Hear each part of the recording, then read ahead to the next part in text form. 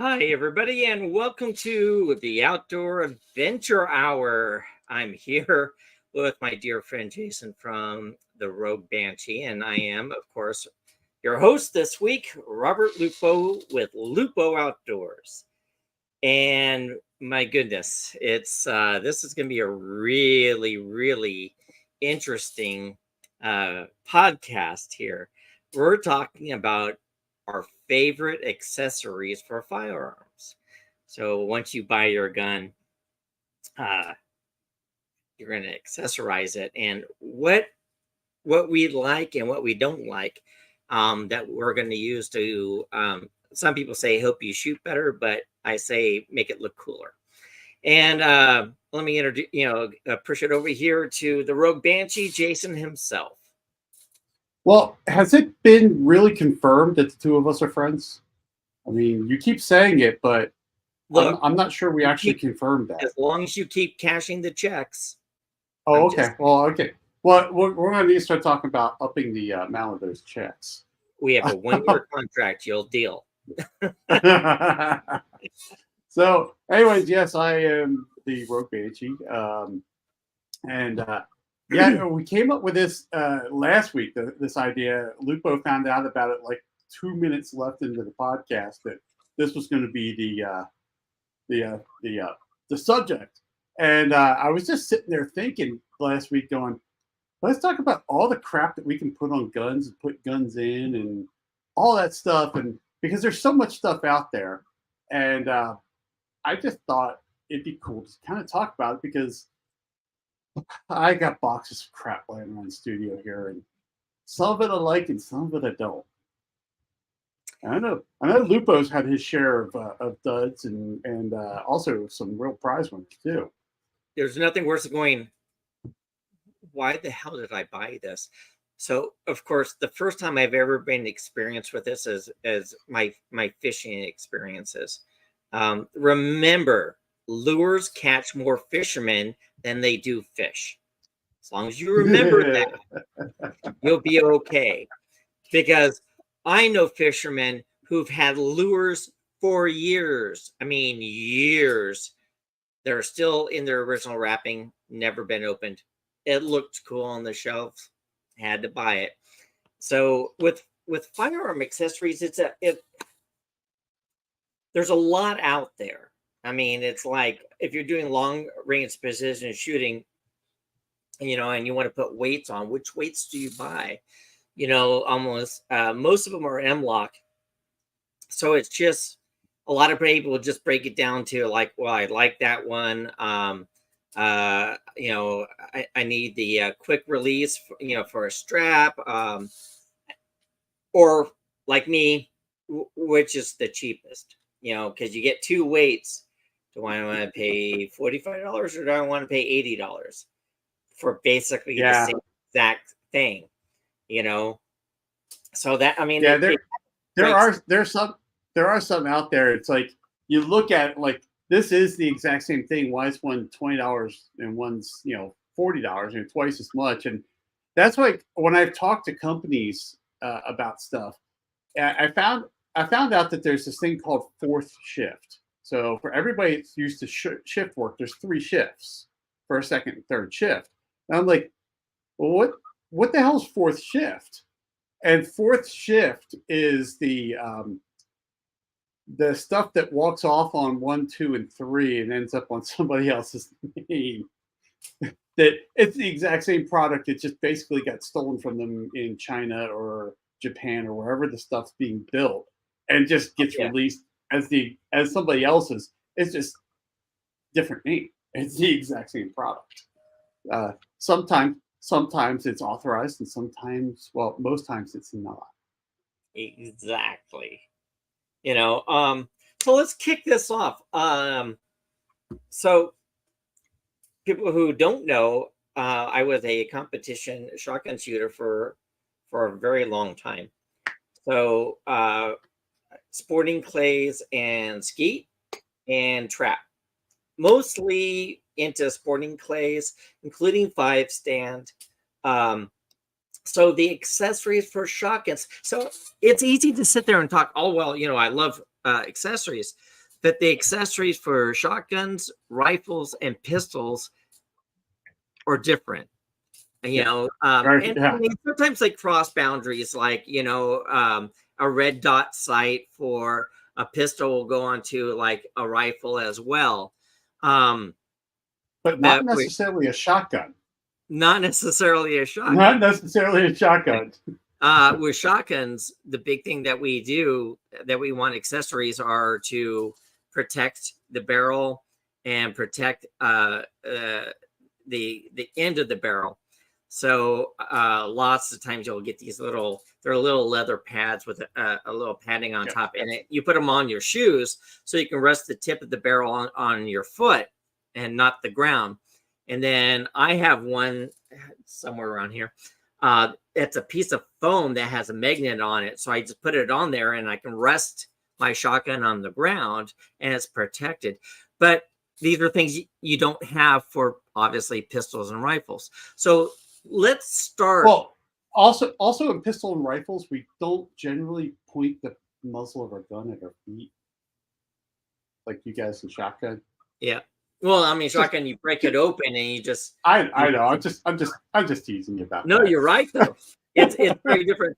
Placing the tip of your rifle onto your foot can have. You're gonna get some looks. You're gonna get some looks, a visit from a range officer, and a lot of people leaving the range really quick if you do that. But it's so funny because in competition shotgun shooting, like you said, it's broken open, it's sitting there. No one pays attention to that because that's perfectly normal in that sport. Yep. I mean, I have like it's a little leather thing with really soft fur on the inside. It's magnetic. So when I put my shotgun down to rest it against like the rest there at the field, it looks like a taco, and I just put it on there and that rests against, the wood, or, if there's like a metal barrier or whatever, it basically protects the barrel. So shotgunners are all about protecting the wood and the barrel on their expensive guns. Well, it's And when funny I because talk about three gunners work not so much for us. three gunners, yeah, I mean, you're dumping the shotgun into like a barrel from time to time. Yes. But when you get into competition shotguns, I've seen the expensive long range rifles, and I was talking to a guy who goes, yeah, I've got about 10 grand into my long range rifle, with everything. And I'm like, my shotgun was $15,000 before I started adding Before you, things to it. yeah. So yeah, So there's what did you put on? What did you put on that? What was that? On your Beretta, what did you put on there? How did you accessorize your shotgun? So it was mostly fine tuning the triggers, having trigger jobs done on both of the removable triggers. And then it was like a palm rest to give me a better focus down the barrel. So it's not as extravagant, let's say, as like you would get for like pistols, like, like, oh, I want a new trigger mechanism. And I mean, it's like I kept the trigger mechanisms, but we fine tuned it so they were exactly the same and to what I'm used to. So my trigger pull was specific, but the Beretta DT10, I can swap from one trigger to another one in the middle of a competition in about 5 minutes, and they're designed to pop out and pop a new one in if you break a spring or something. But let's start with pistols because that's your big thing. What's your favorite accessory, Jason, for pistols? What's so funny is it's going to be different. I know a lot of people are probably thinking red dots and grip modules because I shoot SIG P320s, grip modules. What's so weird is my favorite accessory is a Mantis X10. The Mantis X10 is I love that because for everybody out there that hasn't played with one, it's a little module that you put on the front of your pick rail, and it watches what you do with the gun. So when you're shooting, it's diagnosing your shots. And the first time I played with that X10, I just fell in love with it. and it was just the coolest thing in the world. So that is that's my favorite accessory. Now, I've had that that would thing go on a so many shotgun times. as well. You It want to can. know That's how the your crazy. movement is on the shotguns when you're going after clays? The X10 is invaluable. And that's the coolest thing about that is that X10 can do so. I mean, it can do pistol, rifle, shotgun, and even bows. Yeah, if you have the right module on your phone, you can even do archery with it. So honestly, that's my favorite accessory of all time, just because I can get so much feedback off of it. Whether I'm live firing or I'm dry firing, I can get feedback over what's going on, so I can try to change what I'm doing to get a better shot. Yep. Yeah, you So want to know what about why you? you're shooting down and to the left every time you fire a Glock? Well, aside from your grip, the X10 will help you figure that out as well. Yeah. So Yep. what's your favorite accessory for a pistol? Because I know you have pistols. I know you got pistols. Yes. Um, you know, I like muzzle brakes on the end of the pistols. Yeah, I'm starting to look at those. You know, I when I'm trying to stay on target, that muzzle brake. So I mean, like several of my pistols have ported barrels, which acts as a muzzle brake, but they have really nice, good sized muzzle brakes for like the ends of Glocks or 6 Sawyers and so forth. That greatly reduce not only um, the barrel rise, but any of the kick that it possibly has, which is basically the barrel rise. That I've shot some where I'll get that much movement, and then and then I'll shoot basically the same gun with a barrel brake, and it's not moving. I'm just pop, pop, pop, and it's incredibly, impressive. And I also like, just for aesthetic purposes, I like changing out the pins and different parts for different colors. So Yeah, it's all for show. There's no other reason to do it unless it's like a larger thing for mag release and so forth, or cooperative for each sides. But I like colorizing my pistols, and well, like I'm that's a cool thing is like because you can get all those anodized pins. Like if you have a Glock, you can get all the anodized pins so many and put things them for in. Glocks. My God. Yeah, the P320s are starting to get there. But that's the thing is the Glock has got so many possibilities of modifications and accessories that you can do to it. It's so funny because when they first came out, there wasn't crap you could do to a Glock. Now it's just like whatever you can imagine, someone's got a part for it, right? I mean, if you want to, we were joking around probably a couple of months ago about creating the Harry Potter Glock, right? The black That's with the what I was purple talking pins. about. I'm still going to make that. It's a lot of purple and a lot of bright red, and yeah, I'm doing that. It's going to be on a Glock 19 that I have, and I'm just doing it for the hell of it. Yeah. So let me ask you this: what's your least liked accessory for a pistol?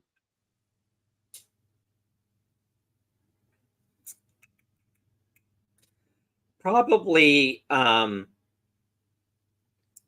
some of the grips that are out there.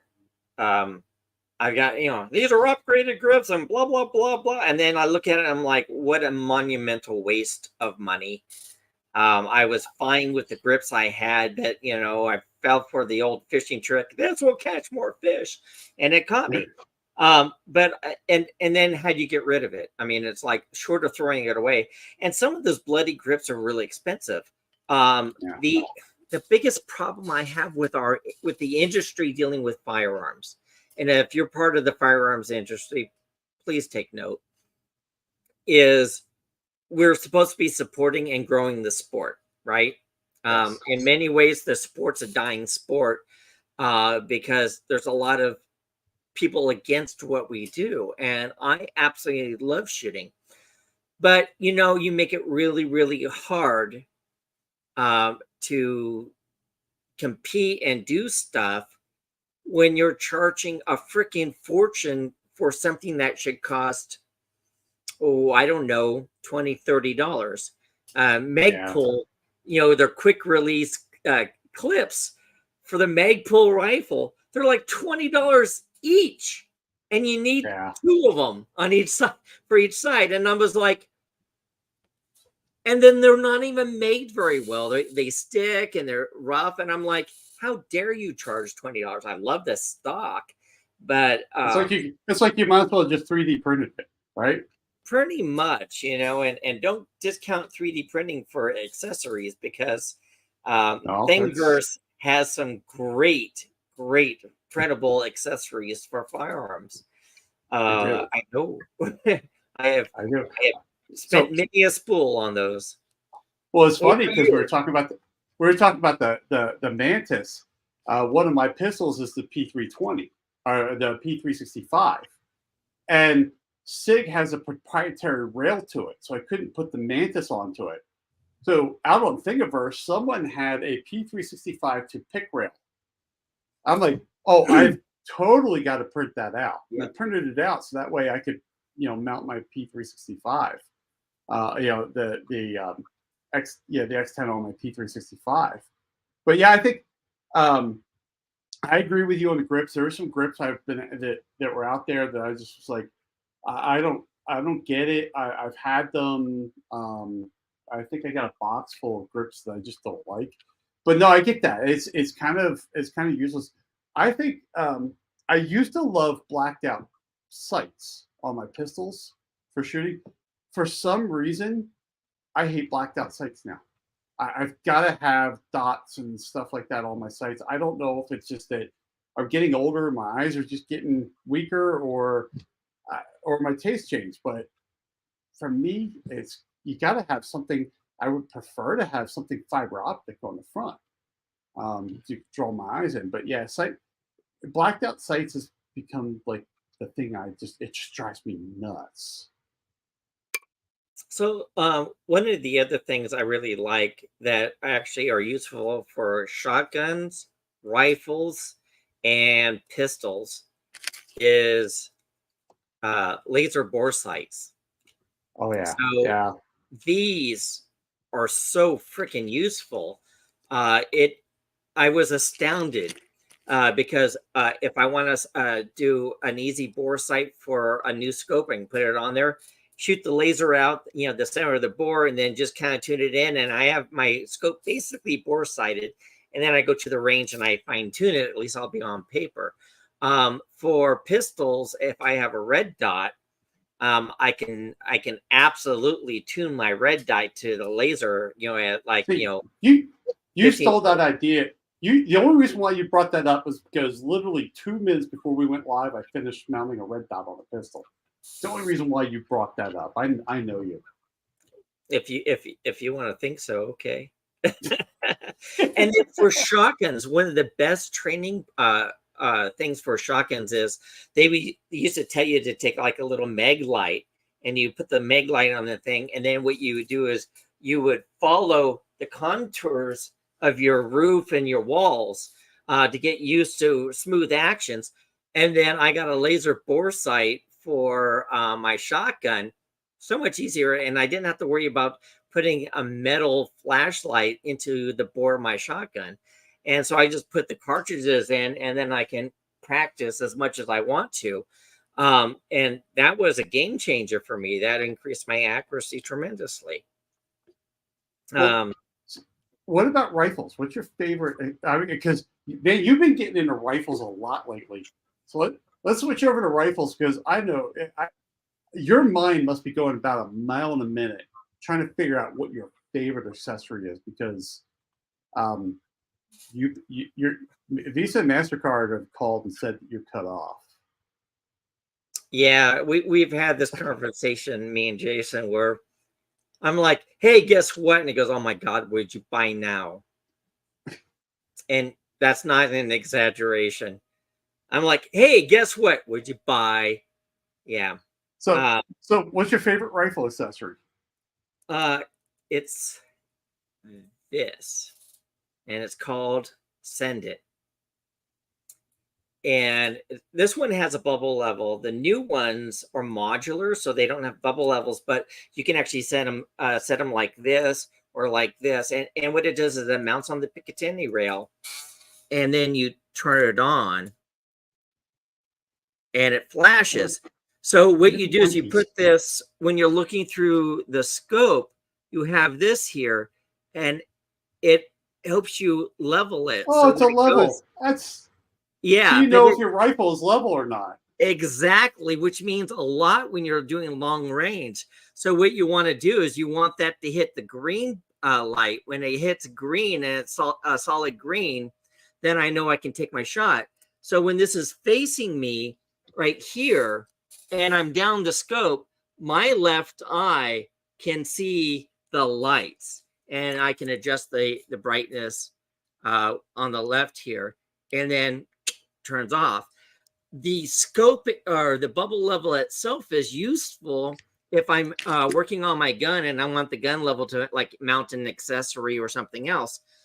But it is so neat to have that Send It. I know a tremendous amount of long range shooters who have this. The problem is these run about the newest version, which I highly recommend, which is the MD3 electronic level.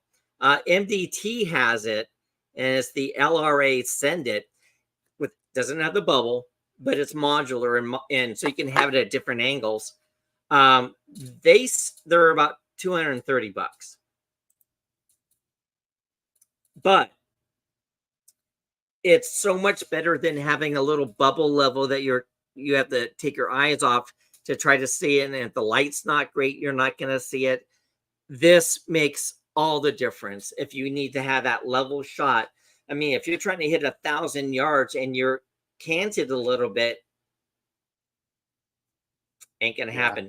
So this has quickly become my all-time favorite accessory for a firearm. Real quick, we're going to go backwards here. Ron Wayne said his favorite pistol accessory is a holster. Now, I like holsters. I have lots of holsters. I have 3 that I just opened up this week that I'm working with. I like the holster idea. For me, a holster's a little different. It's more of it's almost a not really an accessory. It almost becomes a necessity for me. But no, I agree, man. I like, there are some pistols that I don't attach things to that, yeah, I've got some really awesome holsters, and I would agree with that. The problem is you can only wear one at a time. Well, no, you can wear more. You know what? I know. I swear to God, now you said that, there's going to be an Instagram picture of me in this weekend with about like 10 holsters on now. But yeah, that becomes that comes up another problem is which holster, like some people, like I'm gonna be overgeneralized here. Women like shoes. I like holsters. Does this holster match my belt? But no, I get that. Vanessa Kitty with her vest pocket holster. There you go. There you go. Vest pocket holster. Hi, Ron. Hi, Vanessa Kitty. Thank you guys for joining us today. Appreciate you guys so much.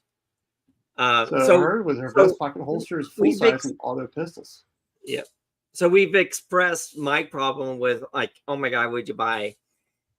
Jason's problem is, hey, Rob, look at the new holster I got. Yeah, a lot. It's like he probably has enough holsters where he can wear a different one every day of the month. I wouldn't say every day, but it's getting there. I had to pull a gun out, but yeah, here's a new one I just got. That yeah, and I hear about them. Yeah, no, a that's lot. true. That is my problem. That is definitely my problem. Yeah, your Looks like your we got problem's a lot cheaper than my yeah. It looks like we got. I don't know, man. That shoulder holster I just held up is like $240. So and we Yep. got Warsaw Patriot out there. Hey, man, thank you so much for joining us, man. It's been a few weeks since you've been on there, and I'm glad to see that you're still out there. And then Vanessa Kitty's got a Glock 17. The Kunin 357 Magnum. Wow. Oh, I man, I'll tell you, the Kunin 357 Magnum. I I want one, but I just don't know, man. It's just one of those things of a 357 Magnum should be a revolver, but taking a 357 Magnum and putting it in 1911, and that kind of just pulls on my heartstrings a little bit there. Yeah, And that's a good point, Vanessa Kitty. It's I'll often do the same thing if I'm purchasing a new firearm, like a handgun. I'm like, all right, now I need to get a holster for that. Even if it would fit currently, I feel that each handgun should have its own holster, its own specific. I've had duplicates. Like I have two Ruger revolvers that shoot Colt 45 long, and then you can switch out the cylinders to do black powder with cap and ball. And I had a cowboy holster set up specifically designed and made for those two holsters. Now, mind you, those two handguns, mind you, those were left to me after my father passed away. So those are I'm going to have those for the rest of my life. And they're a match set and they're off by one serial number. So it's a continuation serial number thing. So that's awesome. they're precious to me. Yeah. So the level you have going back to rifles, the level that thing's cool. I've never seen. That's the first time I've ever seen that. See, you hid that one from me. I didn't know that one. It's for precision shooting. This is the game changer right here. People are like, I got a level. I'm like, yes, but what do you want to do? Focus on the target and then look at the level, or have a green light or wrong or different colored lights showing you the level, and when you see the green light in your peripheral, well, you pull the trigger. You can process that information faster in your head rather than looking over and here's these this bubble float between two lines, or I got a green light, go. Yep. Um, It's I think it's it a makes sense. fantastic invention. Absolutely fantastic. See, my favorite accessory for a rifle is a red dot. I love putting red dots on rifles. Um, it's just something about it because my rifle shooting is way different than yours. Because you're going the long range. My rifle shooting is a lot closer. So I love putting red dots on them. But what I like better, going back to the whole thing about some red dots go from pistol to rifle, but not necessarily shotgun. I like after I get done testing with red dots, I like putting the red dot on my Benelli M2 because I have a pick rail on it, just to see if the red dot will hold zero after taking a pounding on that shotgun. Yeah. And that's like my ultimate test right there is of a red dot is whether it'll live through the M2. But no, I love red dots. But one thing, and it's funny, the red dot I just mounted now. What'd you say? If you can find a false eye that does a laser rangefinder, get it. Oh, that'd be awesome. She needs like the Geordie LaForge eyes from Star Trek Next Generation. But yeah, there's one thing about red dots though is I like just a dot. I don't like all the fancy reticles. Just give me a dot. So I use them a lot on my 22 long rifles. So like my survival rifles, like my little Badger and my Ruger 1022 takedown with the Magpul stock. I like putting red dots on that because the targets are, within a reasonable range, up to 50 yards. So if I need to use it as a survival, that red dot's really, really useful. But I want to be able to, I want a quick release so I could remove it and go to sites if the battery dies. So, and that's tough on the 1022 because the 1022, the pick rail gets in the way of the sights. It can, which is why I went with, if anyone, I did a review on the Winchester Wildcat 22 long rifle. The coolest 22 ever.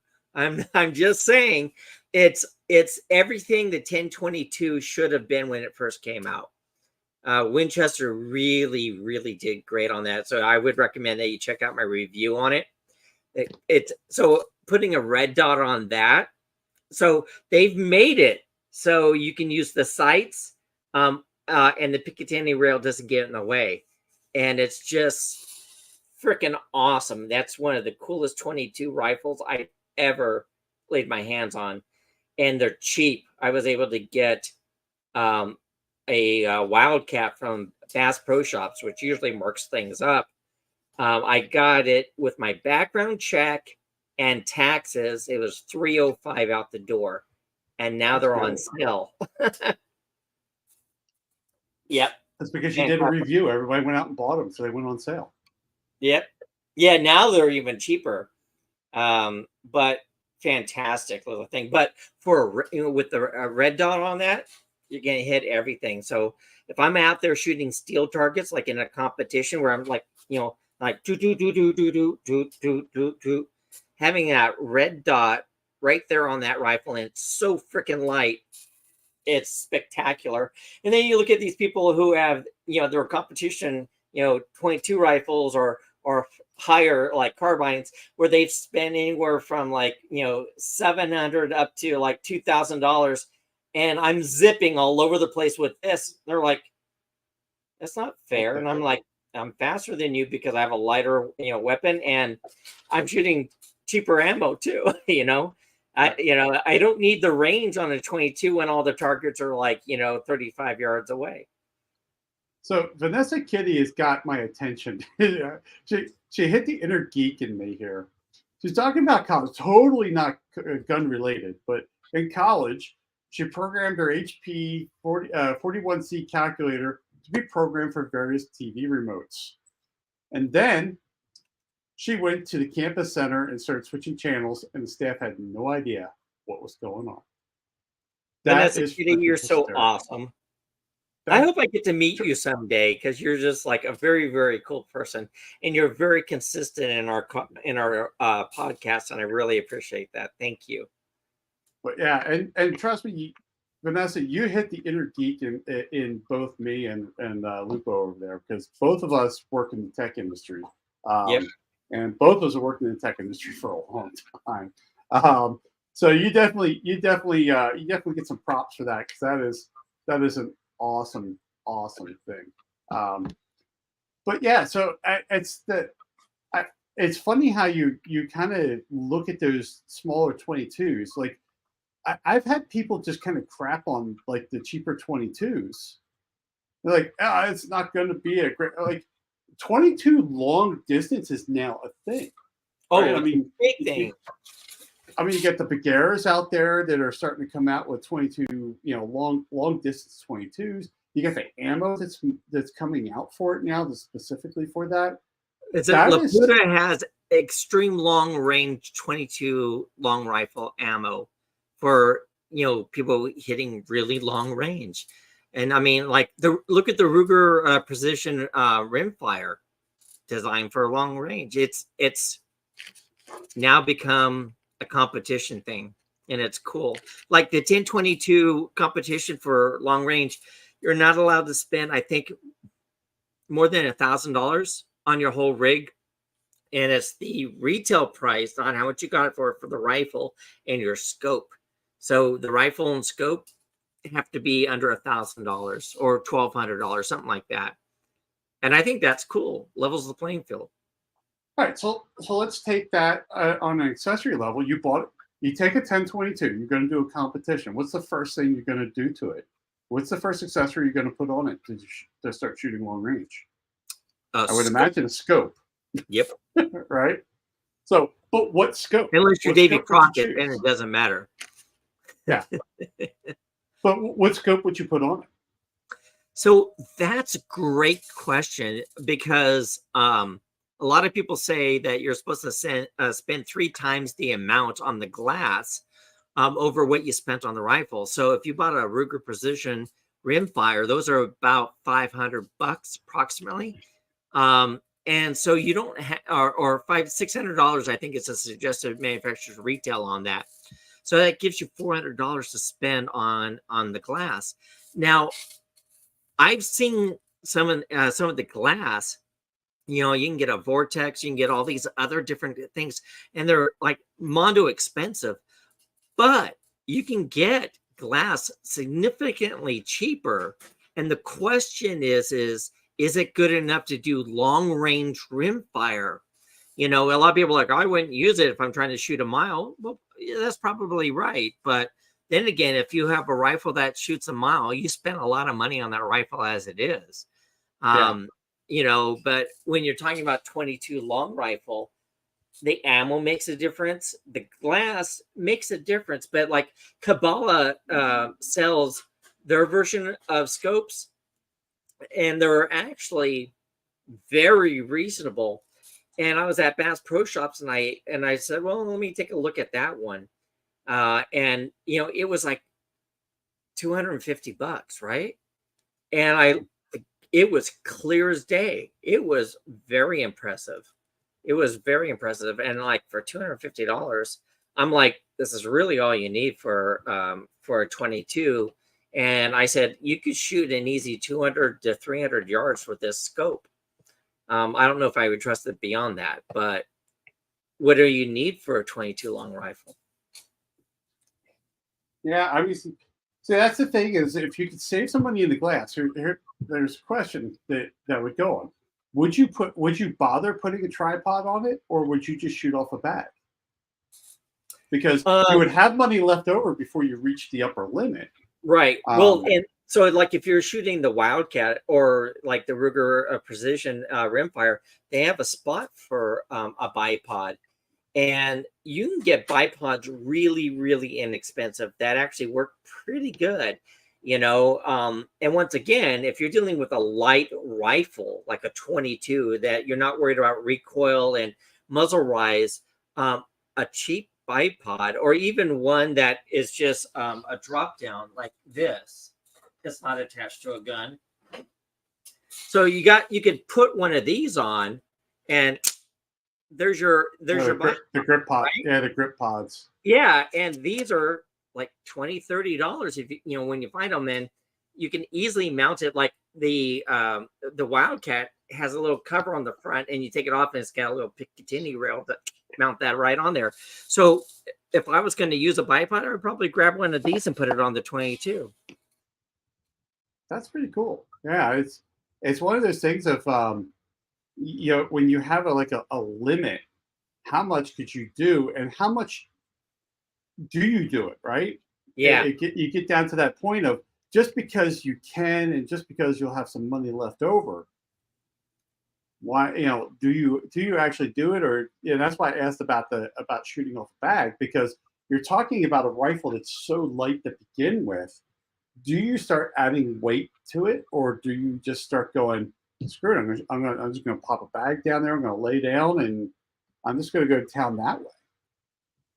Well, and when you're talking about accessories like that, the whole purpose of the bags is to stabilize, to get your aim in there. And you know, like my RPR, my Ruger Precision rifle that I have in 308, it's heavy, you know, so any movement, you know, it gets affected by the gravity. So yeah, you want something that's really super stable. 22s, a lot of the time you're up, you're mounted, and you're just pop, pop, pop, pop, pop, Yeah. pop. So and then when you're doing the long range, you are bench rest. So um, you don't even need the highest quality bags. You can just use something that's simple. Of course, a lot of people are like, "How dare you use a $10 bag? You should be using XYZ." But I You know, mean, how much money do that's I love that argument. Everybody's like, they've got to have this. It's got to be this or nothing. It's got to be that or nothing. And I think sometimes people lose sight that this is a sport, right? And some people can't afford, a $30 thing, where it's a $15 thing works just fine for them because, quite right? frankly, they might not be the best shooter anyway. So, I always say the gun is always more accurate than me as a shooter. So I'm not going to put money into things like if I was going to go after long range, I'm not going to put a lot of money into certain things because, again, it's not going to change my effectiveness as a shooter. But there are some things that I looked at people do that I go, that's cool as hell. I mean, Whew, yeah. Well, and then once you start looking at like specifics, like I like watching King of 2 Miles and watching these guys hitting progressive farther targets out to 2 miles, and the thought of even hitting a mile with a target, like um I I know a shooter that competed in King of the Mile. really, Um, yeah, yeah. I do. It's just listening to him talk about that stuff. Holy crap! I look at it and go, I can't see a mile. How the hell are you doing that? And I mean, he's a long range shooter, so he's used to that stuff. But yeah, um, yeah, when you get into those things, there's some. You are not going cheap on gear when you start talking about those type of distances because I mean, if you have the wrong scope mount that has just even a hair of a wiggle, you're talking about missing a target by feet. It's I mean, and that's yeah, I mean, it's like, well, that's why I like the that send it level, is because if you're doing something long range and you're just off by a fraction, that bullet's, once you start talking, you're talking 100 yards, probably doesn't matter too much if you're slightly yeah. canted. But at 1,000 yards, makes a huge See, difference. and it's funny that you're talking about canted because I had back when I was in FFL, I had to mount a scope for a customer. Now this customer had some medical issues. He could not stand up straight. He kind of was hunched over and kind of off to the side. It was really kind of painful to watch him just trying to handle a gun. So he actually had me mount a scope for him, but we leveled the scope to basically how he hunched over. I had him hold the rifle and I had an angle finder that was on the scope. And he hunched over. I got that angle right. And then I mounted that scope and I mounted that scope off that angle. But yeah, it's, those are the things he does. And he didn't go cheap with his gear because he knows that he's going to bang it around. He knew that he was a little harder on gear because of his condition.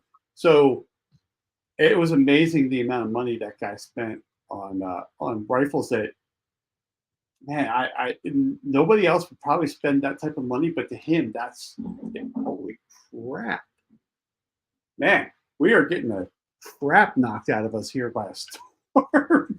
Oh, you are? um, We were yeah, supposed to get like rain today. We didn't get anything. for a quick second, the lights flickered. I'm like, and then the thunder hit. I was like, holy crap. Um, but yeah, it's just one of those things of, you know, don't I hate people who get too snobbish about gear. He was never snobbish about gear. He bought the gear that matched his shooting style and what he needed. It's the people's like, why would you ever do that? I'm like, because that's what they can afford. That's what they're going to do. They're not shooting a mile out. They're just trying to hit something 50 yards. Leave them alone. You know, when they get some other, when they get some money, they'll probably upgrade their gear. Hey, Vanessa Kitty, I understand completely. Every range should accommodate any disabled individual to allow them to Yes. enjoy the sport, and especially a veteran. Yeah. I mean, that's the whole thing is disabled shooters have very specific needs. And we want everybody to enjoy the sport. I don't care who you are. I want you to enjoy the sport. Just because you have a disability doesn't mean you can't enjoy the sport. I mean, I've seen specialized wheelchairs that are like off-road type wheelchairs with like a rifle mount to it to help them do things. That's really kind of a thing, right? Exactly. So, but that goes into accessory to that person. That's their accessory, right? Damn. You're It's just getting playing ugly with out there. Storm now.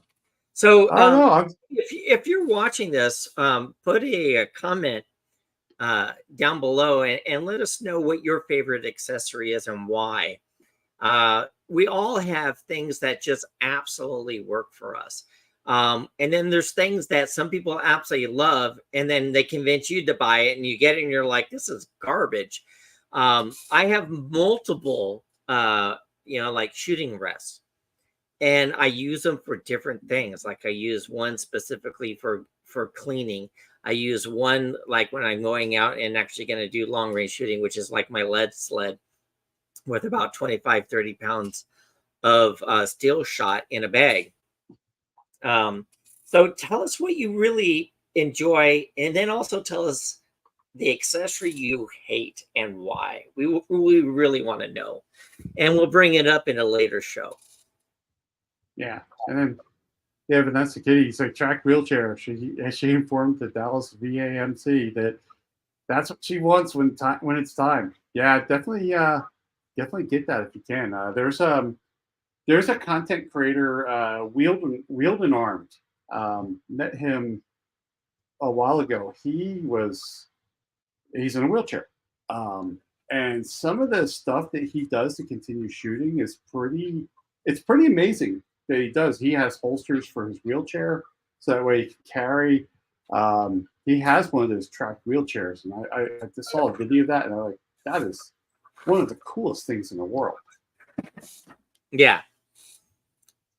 Oh, and Vanessa Kitty, you're spot on. The plastic ammo containers are so much better than like the little cardboard containers.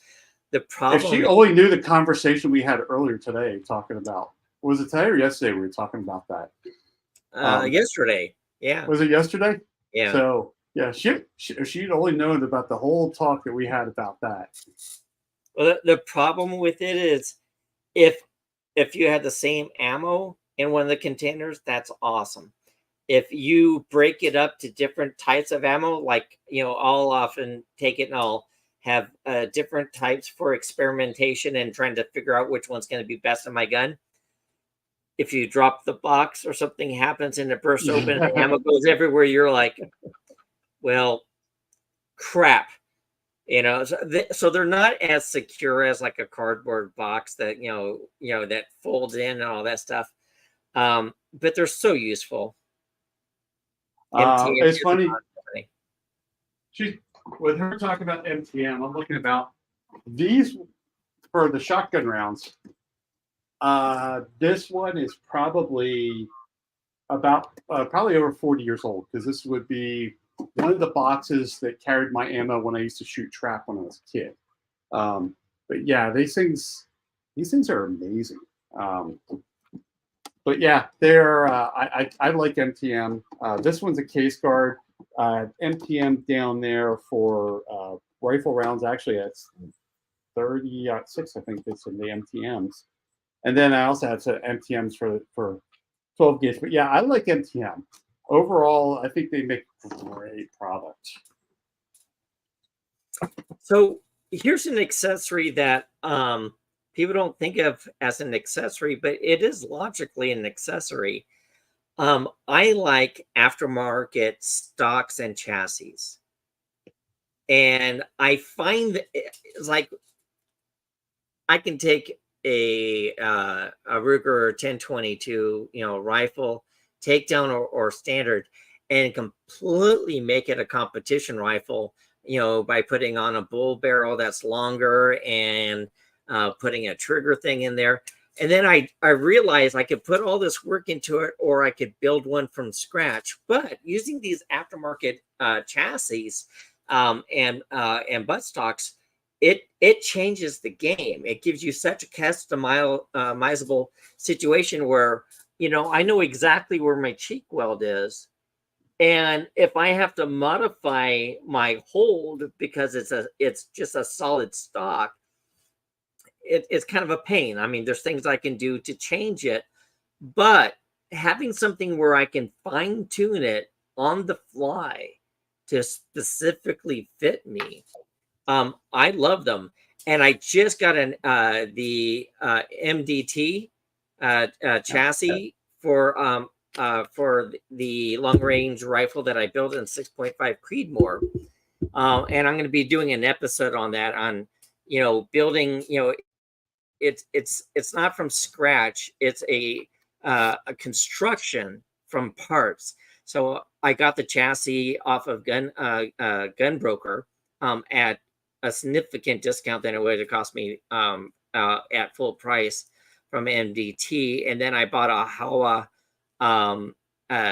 barrel in action, heavy barrel in action in 6.5 Creedmoor that was on sale at Brownell for $429, and then I used a coupon to bring it down to $388.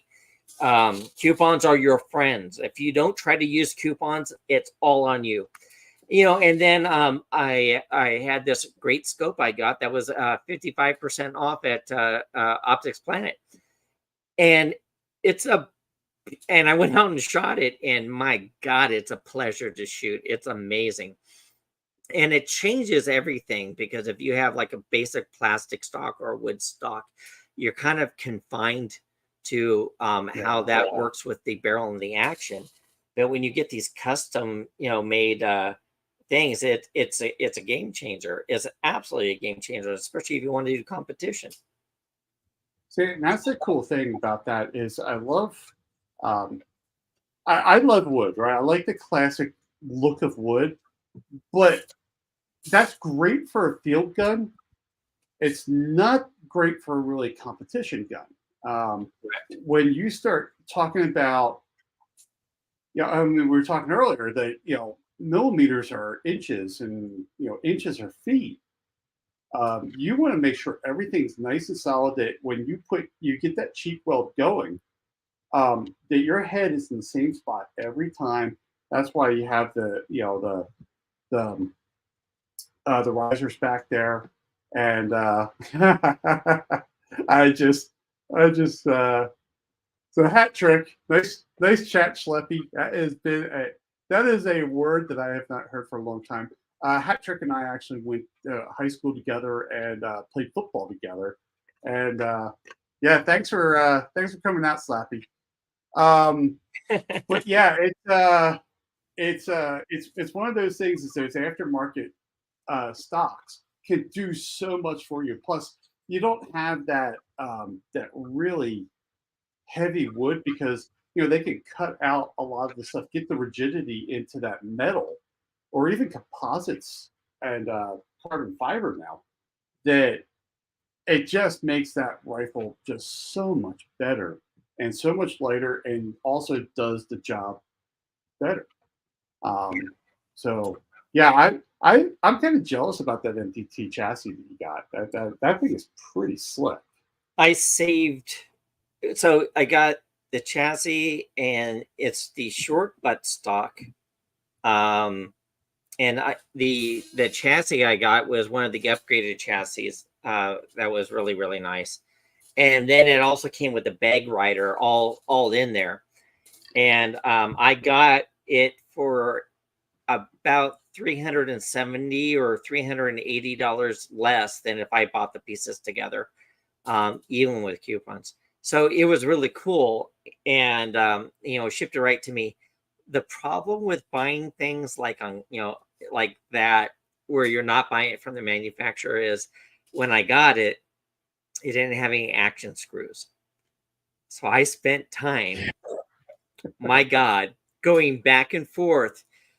So here's the thing: you need a specific screw and size and everything. Don't go to Lowe's. Go to Ace Hardware. Ace Hardware has all of them. So I had like a half a dozen trips going back and forth to Lowe's, and I'm like, it doesn't work.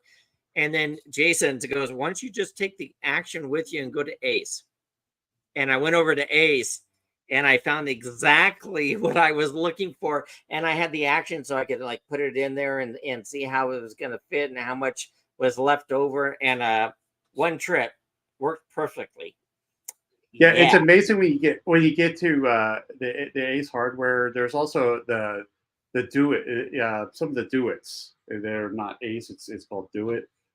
We have them here, and you go down that screw aisle, and you're just like, hey, I'm looking for this. And you hold this like weird screw up, and the guy goes, oh yeah, it's over there, and he takes me down. I'm like, I've been like I've been looking on Amazon for this thing. I've been looking on the internet, and I could have just, one of my times in the town, the guy had it. And I was like, man, I don't need 10 of them. I don't know, probably you can buy them by the piece. I'm like, sweet. So we're rolling down around 3 minutes left. Yep. So now, that just proves that Ace is the place for the helpful hardware man. There you go. So next week we are not going to have a show because Lupo is going to abandon us next week. And it's not necessarily a bad thing, but it's one of those things. So why don't you tell them what's up and why you're abandoning everybody next week? Hey, Ricardo. I am going to pick up a custom long-range rifle. So I'm flying out there, and the individual who I'm getting this rifle from is also a long-range shooting instructor, and and has done competitions. So I am doing this whole quest for long-range series. So I'm going to be filming every stage of this and and every aspect of it. And this thing is just beautiful. It's just an incredible, beautiful rifle. And here's the kick. I'm not using cash. I'm buying the rifle with gold. I mean, really? So yeah. So anybody that wants to track him and wants a little bit of gold, just mug him when he gets off the airplane. Yeah, it's gonna be the one time I'm not concealed carrying. But I'm very excited about it. I mean, his wife's a cop, which is awesome, and he's got kids, and he's just been really, really cool. I've been chatting with him online, and his wife finally said, yeah, go ahead and get the gold. And they're like, okay, this is what we're going to do. So I'm excited about this process. It's going to be over next weekend. And yeah, it's going to be awesome. So I'm filming the whole thing, and we'll put it up on my channel. If you are not a member of my channel, if you're not a subscriber, please do me a favor and subscribe to my channel. There's so You've actually had people stream. There's one person streaming right now from your side, and I've seen a couple of jump over there. So you are getting some people over there. But yeah, definitely go check out Lupo's channel because he's just got a different point of view than like me. For anybody subscribed to my channel, he's got a different point of view, and that's not a bad thing. It's great to hear different opinions of different things. Yep. Well, and we have different interests. You're more 3-gun and tactical, and I'm more long range and shotguns. Doesn't mean I I don't like my pistols. I love my pistols, but yeah, to me, once I get something, I'm like, great. How can I modify it? How can I improve this? And that's what I'm. So we're up to our hour now. So everybody, definitely check us out in 2 weeks. And if you subscribe, make sure you ring the bell so that way you're notified of when we're going live. Exactly. Thank you all very, very much for attending today's podcast and being part of our live audience. Highly appreciated. Please subscribe to both of our channels if you aren't. I know that the majority of the viewers here are part of the Rogue Banshee team there. But come back to us in 2 weeks, and I can tell you the tale of the quest. The quest. Because it'll be Lupo's turn to choose what the topic is. So it's his show to run. So yeah, if definitely check us out. Be a mystery. Definitely check us out in 2 weeks and find out what Lupo's got in store for us. Thank you, guys. We'll see you soon.